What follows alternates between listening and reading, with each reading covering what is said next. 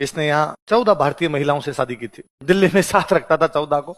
इसकी फोटो है वैसे, बीच में खुद बैठा है, 7 इधर बैठी है, 7 इधर बैठी है, 15 मिलके हुक्का पी रहे हैं। तो बीच में हुक्का रखा हुआ है और हुक्के की वो जो पाइप होती है वो लंबी कर रखी है उन्होंने, और खुद खींच रहा है। तो सुट्टे तो ही मार अपने।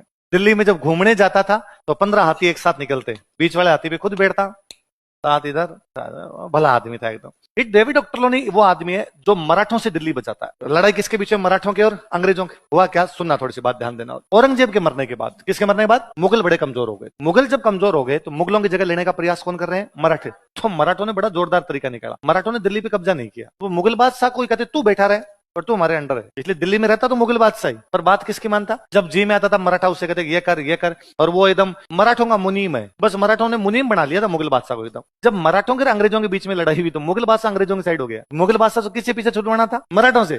तो मराठों ने कहा अब हम दिल्ली पे कब्जा करेंगे। इस मुगल बादशाह अंग्रेजों की तरफ जा रहे हैं, तो अब मराठे कब्जा करने के लिए कहां पे जा रहे हैं? दिल्ली। तो मुगल बादशाह ने अंग्रेजों को कहा कि भाई रे, इनसे डर से तो तुम्हारे पास आया था और ये वापस आ रहे हैं तो मेरे को तो मरा देंगे। तो अंग्रेजों का चिंता ही मत कर, अंग्रेज दिल्ली पर कब्जा नहीं करने देते, मराठों को वहां से निकाल देते हैं। वो जो दिल्ली बचाता है वो अंग्रेज कौन था? डेविड ऑक्टरलोनी, दिल्ली का रक्षक। दिल्ली का रक्षक। रक्षक के लिए एक शब्द होता है नसीर। क्या शब्द होता है? नसीर का मतलब क्या होता है? रक्षक। तो मुगल बादशाह ने कहा तू तो नसीर है दिल्ली है, तो क्या है? दिल्ली का रक्षक है। तो उसको बड़ी अच्छी उपाधि लगी। उसने कहा अरे जोरदार है, अपना नाम आज से क्या है? नसीर। अब राजस्थान में मराठों का एक अड्डा है अजमेर। भाई अजमेर क्या अपने कोई टाइम में पृथ्वीराज चौहान की राजधानी थी।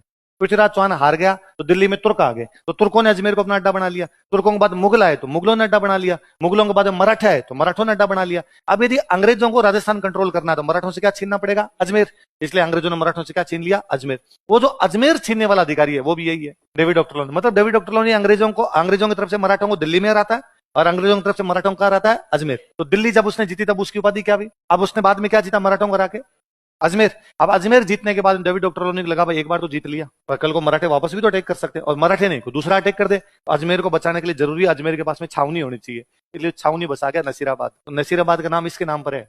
इसका नाम नसीर था, नसीर ने आबाद की, नसीर ने छावनी बनाई, इसलिए नाम क्या उसका? नसीराबाद। तो कभी नसीराबाद जाओ तो डेविड ऑक्टरलोनी को याद करना है।